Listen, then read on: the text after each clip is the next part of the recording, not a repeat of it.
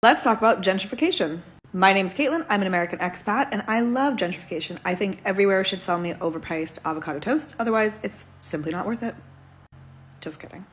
So let's start with the definition because I know my content often reaches non-native English speakers. So gentrification is pretty exclusively a negative thing. It's when an area, a neighborhood, a city gets developed, but in such a way that only outsiders are being benefited. Locals get displaced, they get moved out, they get pushed out by prices, and they are not benefiting from their homes being bettered.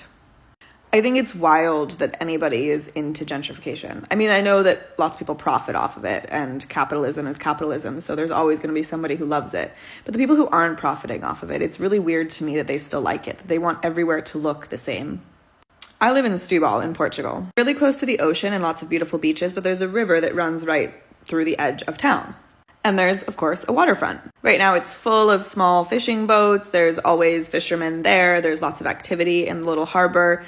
Along that road, there's lots of restaurants, lots of fish restaurants. They are slightly touristy, and there are some abandoned buildings. And there is constant talk about proposals to change the area, to develop the area, to gentrify the area. Here's a picture of one of those proposals. My understanding is that this proposal has since been canceled. It's not moving forward. It was put forward by, I believe, a Macau development group.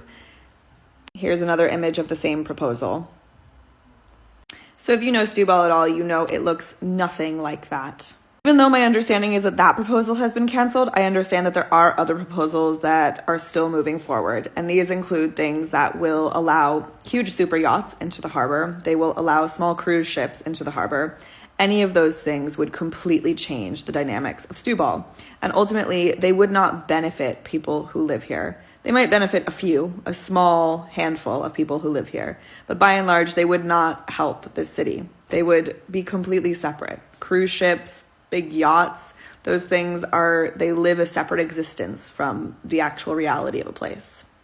But something that really alarms me is how Americans specifically, I think that probably other foreigners as well who have moved here, how they look at those developments. That thing that I shared, those pictures, was recently shared in a Facebook group here. And the responses were, oh, that's so great. The first time I walked down to the seafront, I was so depressed. It looked so depressing. And I just think, how could you possibly look at this city that is so full of life and culture and has so many people doing so many things and be depressed by it? How could you want it to look like every other place in the world, like the place that you left? You came here because you liked it here, right? Ugh.